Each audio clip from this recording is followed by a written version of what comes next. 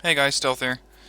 After that titan of a video that I uploaded earlier, lasting for 90 minutes, I tend not to make this deck review that long. It doesn't need to be that long because a lot of these units in the Swedish armored deck are duplicates. Starters, command vehicles. I got one S-tank command vehicle, I'm not even going to try to pronounce that, and one Strp BV90, which is also a command vehicle. Now, I mentioned this already, don't be fooled by the Mach 30 or 40mm gun that this thing has, because it's not that gun. It does have a machine gun, it does have a lot of armor on top of it, so it's a very well defended vehicle, but it cannot return fire that well. It's only a light machine gun.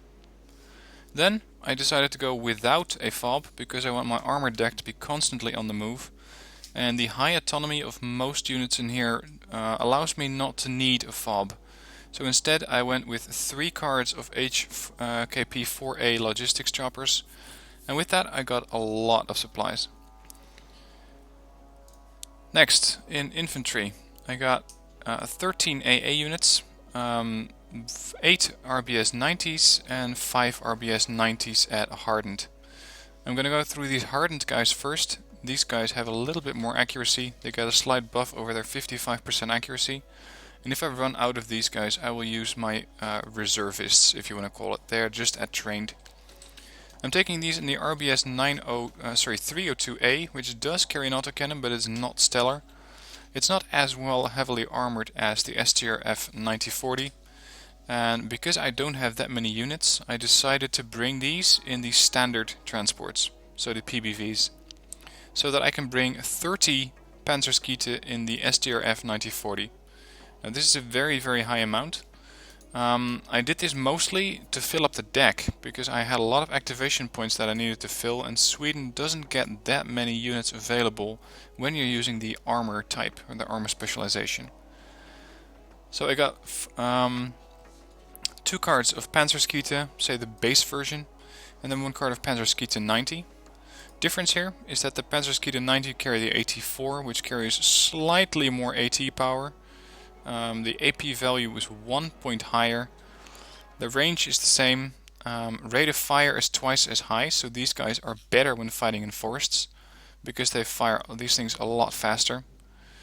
And their accuracy will suffer at that. So these things got to be fired almost point blank range, and even then they can still miss. Whereas the Carl Gustav M2, which is found on the standard Panzerskite, don't really have that problem.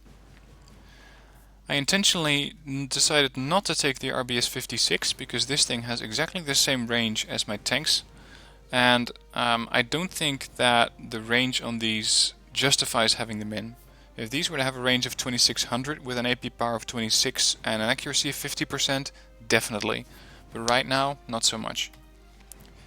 I also decided not to go with the Stormpionjäger because I don't really need these guys. I don't intend to go into a town anyway, so I don't need napalm capability unless I want to clear a forest. In that case they might be useful. And since I already got a lot of these guys, yeah, you know, why not? Just get a couple of those guys in. Support, pretty important category because you want to be able to take down the aerial targets. Air defense first is the LVKV-90 AA gun. Very decent and accurate gun, 60% accuracy, good range against both airplanes and helicopters. It has some armor, although it will not protect you that long against tank shells, and a seaplane will usually still one-shot these guys. But it means that you can keep them at the front line pretty okay-ish. They are not going to die right away. And with that, it's a nicer survivability than some of the other AA units that you can get for other nations. So I do like this unit, but keep in mind it's radar guided. Another AA unit is the RBS 67 Hawk, which carries the long range or long-ish range AA missile. There are plenty of Hawks out there which have a longer range than 3850, but it's the best Hawk that I can get in this armored specialization. And with that I bring 8 of those. You get an availability bonus because you're using only one nation. I'm not sure how much that bonus is, but I think 30 to 40%. It's not a great anti-plane capability. it's not that good. Accuracy leaves something to be desired. The ranging as helicopters is pretty shit. But then again, we got other units to cover that. So these are mostly anti-airplane. And then I got the LV-RBV 701, which is an AA unit. Carries the RBS 70, so pretty much the same weapon system as these guys, just a slightly outdated version. If you compare these things, you're going to see what I'm talking about. Because the range on the RBS 90 is better, 2800 versus 2625. Against airplanes, it's even worse, and the accuracy is 10% less. Another thing that you need to know about this unit is that it has poor autonomy. I found this out the hard way.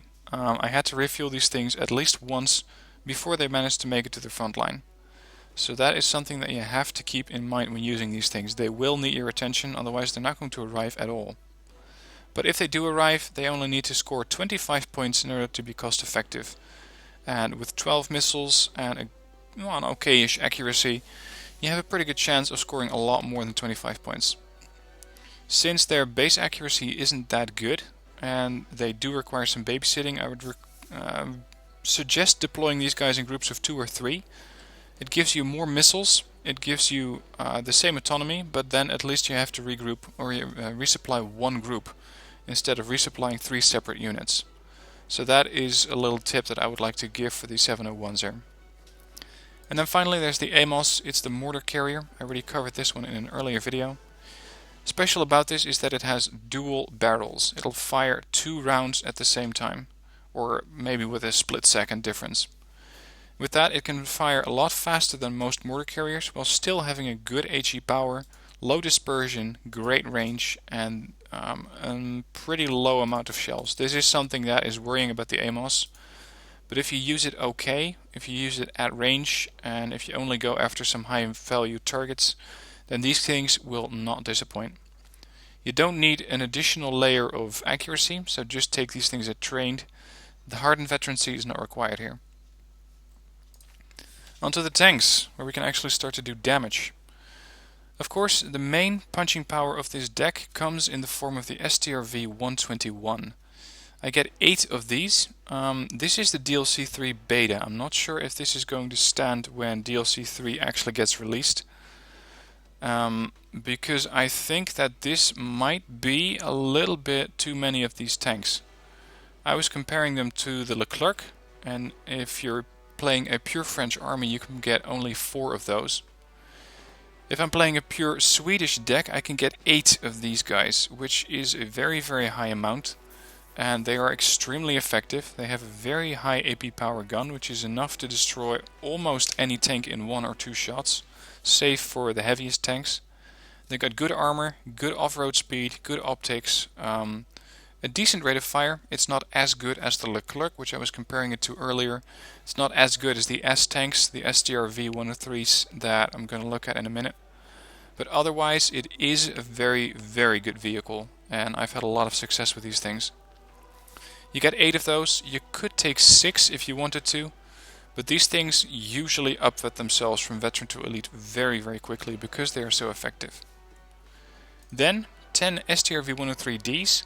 These things are slightly better than their older brother, which is the Strv 103C. You can see that the D has 2 points more frontal armor, 1 point more in the AP power section, 5% more accuracy, rate of fire is the same. Other than that, there is no difference between these vehicles, unless I overlooked something. And with it, it's a slight upgrade, but it's nice to have these in your deck, because they just perform that slightly bit better than the Strv 103C. And 16 AP power is sometimes barely enough to get through the front of an enemy tank, whereas with 17 you're just slightly safer. Both of these tanks have a high rate of fire, 15 rounds a minute. They just keep going and going and going until they chew through their limited supply of ammo, which is 25. So make sure that these things don't run out of ammo. You want to keep them firing, keep a supply vehicle near, or make a supply point where these things can go back to. Because they are most effective if they can keep firing. Another thing that you need to know about both of the tanks, so the D version and the C version, is that they don't carry a stabilizer. They have to be stationary in order to fire. So this is not a tank that you can use on the move, unlike the 121, which does carry a stabilizer. The other tanks in this deck, like the 105 and the 104, also carry a stabilizer. On the 104 it's not that good, the 105 it's okay, but the S tanks, as I'm calling them, the Strv 103 series, whether it's the D, C or B version, do not carry a stabilizer. The Strv 105 is another unit that got introduced with DLC3 Beta, and this is a very nice tank.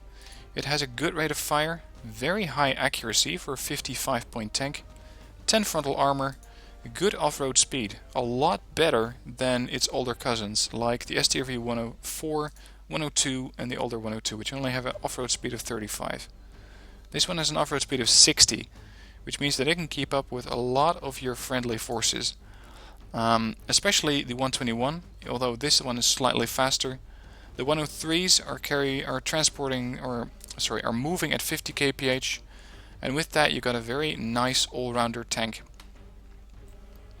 Next up I got 32, that's 32 elite Strv 103Bs. Comparing them to the C version, you're going to see some significant drawbacks on the B version. Of course, the C is the updated one. This one was released according to the game in 1986, and this one was introduced in 1971. You're going to see that the AP power is 4 points less than the C version, accuracy is 20% less, rate of fire is the same, they carry the same amount of rounds. They're also stationary units, so they cannot fire on the move. They sacrifice only 1 point of armor, which is interesting, they're not that much less armored. And autonomy is slightly worse than the C version. So keep in mind that these things might struggle to reach the other side of the map, especially if you're playing huge maps. I got 32 of those, mostly because I wanted to fill up my deck. And then I got a couple of Strv 104s. Again, I had activation points to spend and I did not want to go without these things in here. They're not exactly my favorite tanks, but in the gameplay that I did with these things, they did manage to sink a couple of ships, which got way too close to the shore. And if you put 4 of these in one squad, you get a unit of 4 tanks that cost you 180 points, so which is slightly more expensive than an Strv 121. It fires 32 rounds a minute with an accuracy of 55% and an AP power of 13, which is definitely going to hurt whatever unit they're firing at. Their range is only 2100, it's not as good as most of the other units in here. Starting at the 105 and then the 103Cs, you get a range of 2275. These things have a range of slightly less, but they are very nice filler tanks. You can get a lot of these, and with them they are very effective.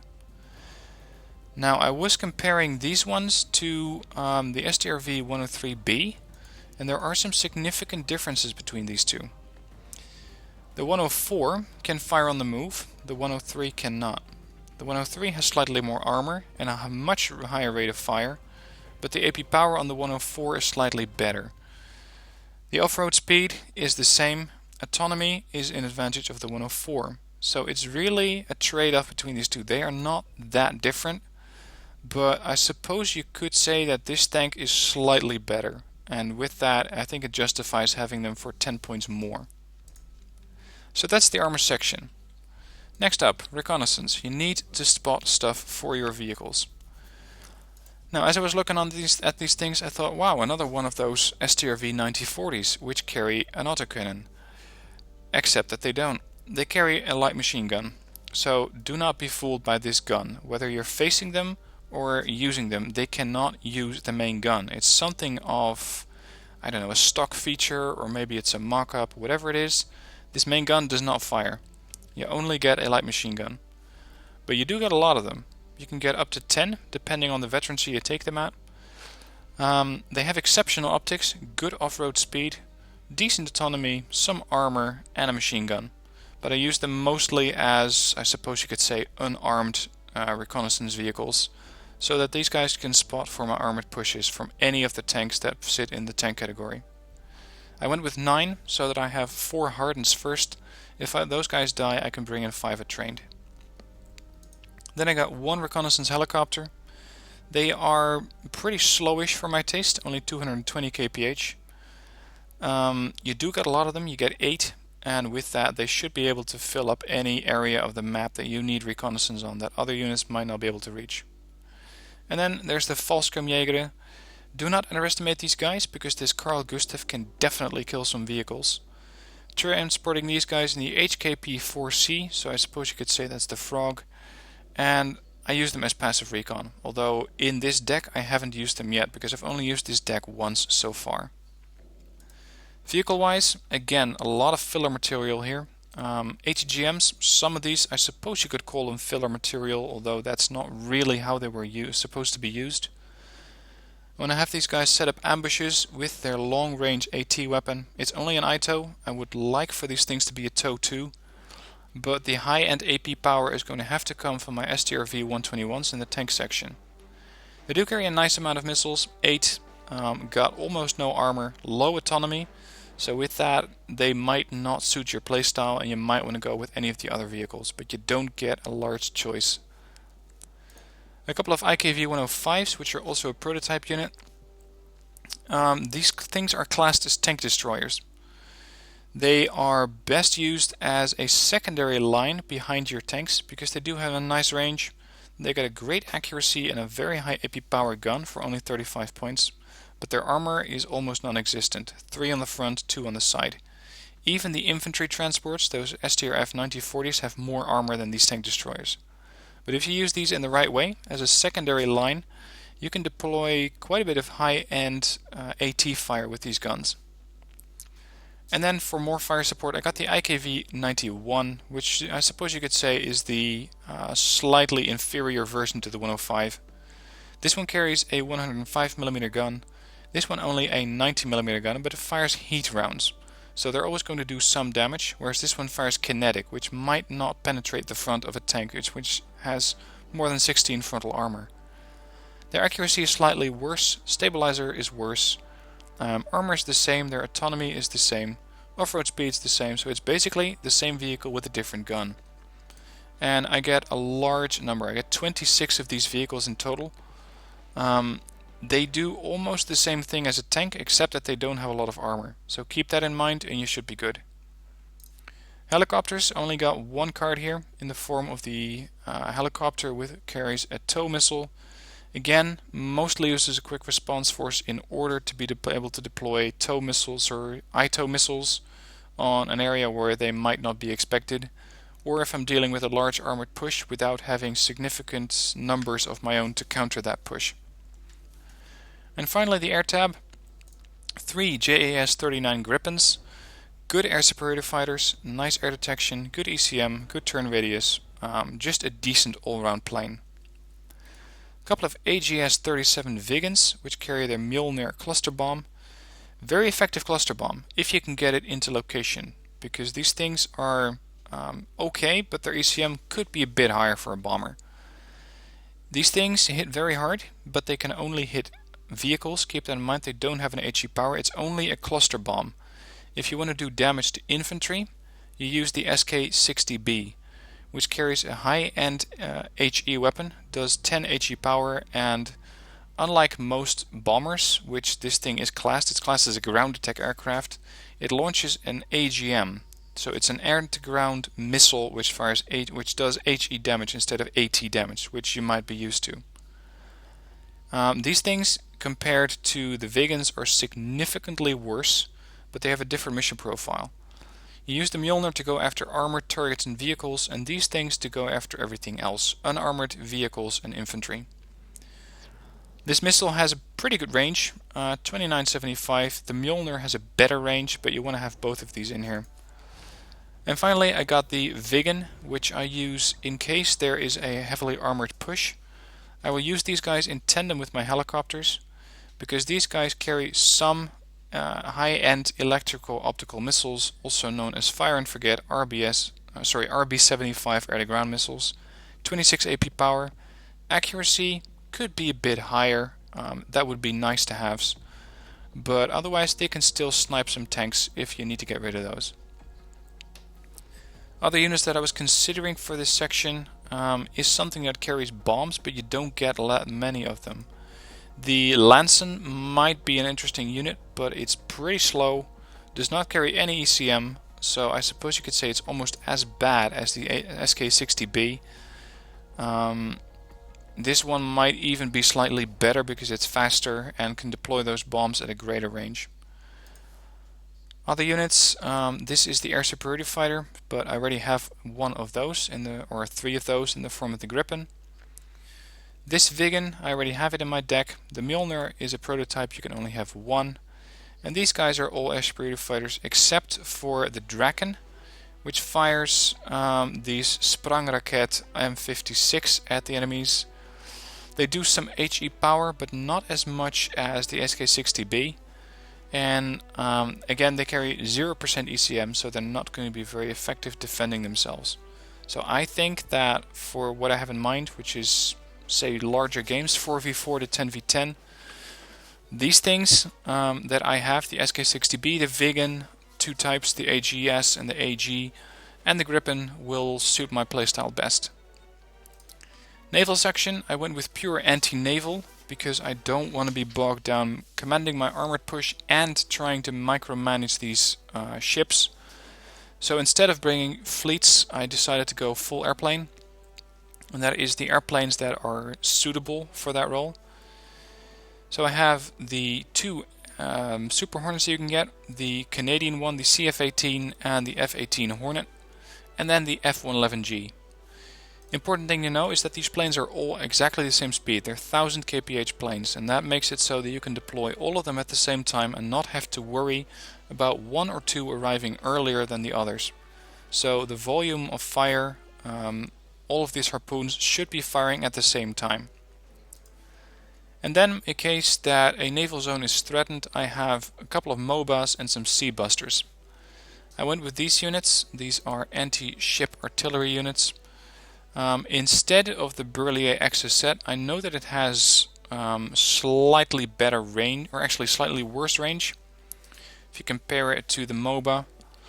The MOBA and the Sea Buster have a range of 7,700 meters. That's because they both fire the harpoon. Again, I don't want to have to micromanage the Burlier Exocet and the MOBA, coordinating them to have both of these fire at the same time and arrive at the same time, which means that the Exocet would have to be 700 meters from the MOBA, and that's just the amount of micromanage that I don't want to get.